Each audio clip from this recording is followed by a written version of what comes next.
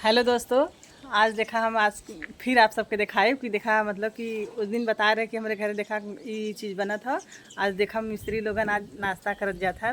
देखा ये बाबू वो दिन ना था मतलब जोड़ैया करते रहन तब बाबू मन मतलब हंसत हंसत रहना।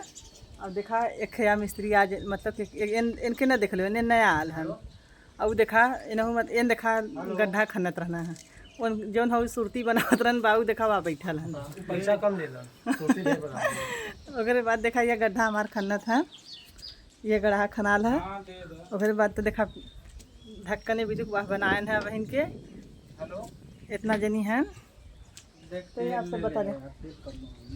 इधर तक जी हैं तई ए इधर तक तो मुँह चोराए हैं बाहर या। अच्छा बाबू दिन भर था एक दिन का कितना मजूरी ले ला?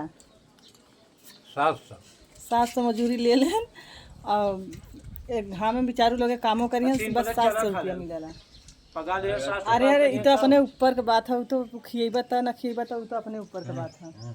खिएले से कबो कम ना होत। और ये जानला कि